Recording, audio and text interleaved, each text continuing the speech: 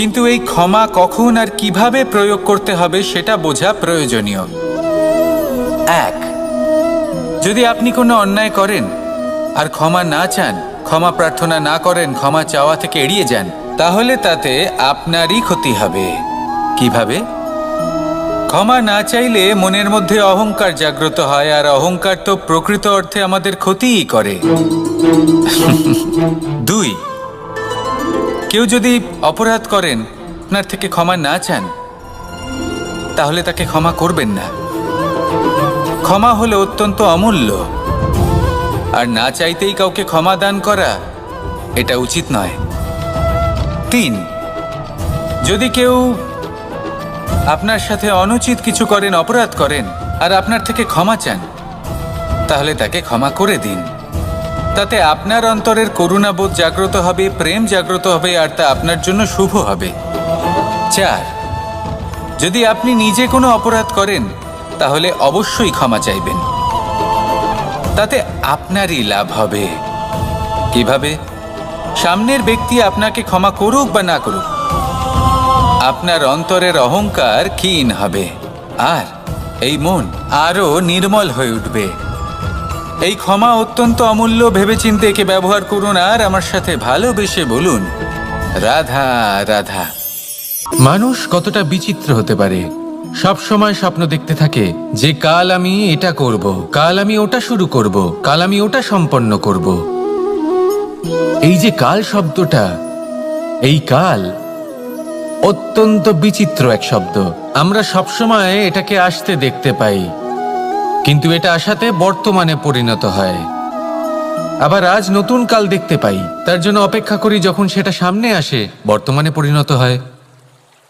এই কাল সবসময় একটা মিথ্যে সান্ত্বনা দেয় যে সে আসছে, কিন্তু সে কখনোই আসে না। যেটা আপনার হাতে রয়েছে তা হলো আজ, বর্তমান। তাই যা করার আছে, যা সম্পন্ন করতে চান, যা শুরু করতে চান, আজ করুন, বর্তমানে করুন।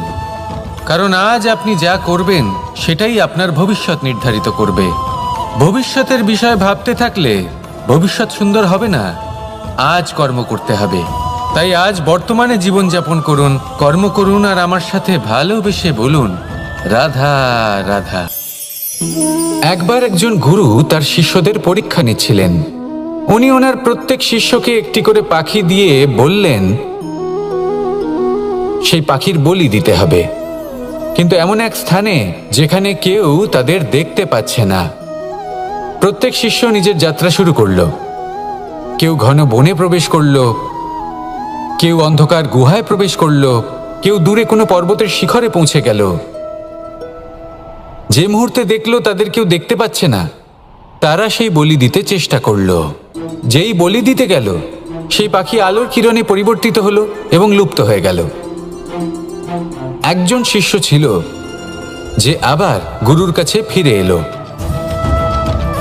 সে বলল, ক্ষমা করবেন গুরুদেব, কিন্তু আমি এমন কোনো স্থান পেলাম না যেখানে কেউ আমাকে দেখতে পাচ্ছে না। অন্য কেউ না দেখতে পেলেও আমি নিজে দেখতে পাচ্ছিলাম, আমার অন্তর্মন দেখতে পাচ্ছিল। সেই শিষ্য বুঝতে পেরেছিল যে পরমাত্মার দৃষ্টি সবসময় তাকে দেখতে পাচ্ছে, আর ও কখনো অনুচিত কর্ম করতে পারবে না। আর শুধুমাত্র এই কারণে সেই শিষ্যই সেই পরীক্ষায় উত্তীর্ণ হলো। আসুন আর আমার সাথে ভালোবেসে বলুন, রাধা রাধা। এই সংসারে এমন কিছু মানুষ আছেন যাদেরকে আপনার ভালো লাগে, তারা আপনার প্রিয়। আমরা চাই ওনারা আমাদের কাছে থাকুন, আমরা ওনাদের কাছে থাকি। এবার সেই ক্ষেত্রে আমরা তাদের ভালো ভালো উপহার দেওয়ার চেষ্টা করি, কারণ ওনারা হলেন আমাদের প্রিয়।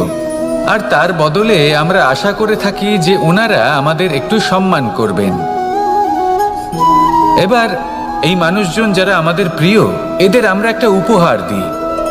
সোনা দিয়ে থাকি, আভূষণ দিয়ে থাকি, হিরে মুক্তো দিয়ে থাকি।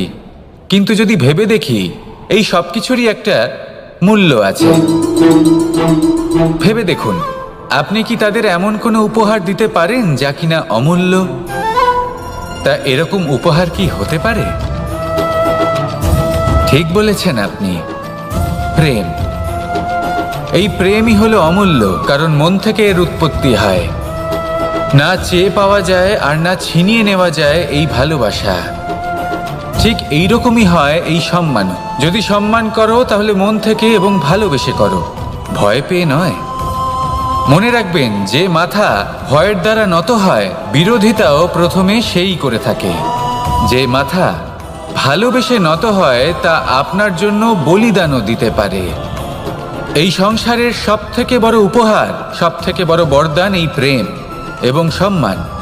তাকে সম্মান করুন আর আমার সাথে ভালোবেসে বলুন, রাধা রাধা। আমরা সবাই ফল খাই, কিন্তু আমাদের সেই ফলই প্রিয় হয় যে পরিপক্ক হয়ে ওঠে, যেটা নম্র হয়, আর যে ফল অনেক বেশি মিষ্টি আর সুস্বাদু হয়ে থাকে, যাদের রঙে বাহার দেখা যায়। সেইভাবে জীবনে আমরা নানান মানুষের সাথে পরিচিত হই, কিন্তু সেই মানুষই আমাদের মন ছুঁয়ে যায় যারা বিনম্র স্বভাবের, যাদের বাণী খুব মধুর, যাদের অন্তরে আত্মবিশ্বাসের একটা তেজ, একটা রং দেখা যায়। এবার এমন ব্যক্তি আমরা কি করে হব? ঠিক সেইভাবেই যেমন একটা ফল রোদ, বর্ষা, শীত, বায়ু এই সকল সংকটময় পরিস্থিতির সম্মুখীন হয়ে পরিপক্ক হয়ে ওঠে, সেইভাবেই মানুষ সংকটময় পরিস্থিতির সম্মুখীন হয়ে পরিপক্ক হয়ে ওঠেন। যদি এই সংকটের সম্মুখীন হন তাহলে অভিজ্ঞ হবেন, আর এই অভিজ্ঞতাই শিক্ষা দিয়ে যাবে। এই অভিজ্ঞতা আমাদের শিখিয়ে দেয় যে আমাদের বিনম্র থাকতে হবে। অহংকার করে কোনো লাভ নেই। মধুর বাণীর যে কি মূল্য তা আমরা শিখতে পারি। এই অভিজ্ঞতাই আমাদের বুঝিয়ে দেয় যে উচিত অনুচিত কোনটা, আমাদের দৃষ্টিভঙ্গি তৈরি করে, আর এই দৃষ্টিভঙ্গি দ্বারা আত্মবিশ্বাস জাগ্রত হয়। সেই জন্য জীবনে কখনো বিপদ থেকে দূরে পালাবেন না, সেগুলোর সম্মুখীন হন, অভিজ্ঞতা লাভ করুন, তার থেকে শিক্ষা লাভ করুন, এইভাবেই পরিপক্ক হবেন। আসুন আমার সাথে ভালোবেসে বলুন, রাধা রাধা।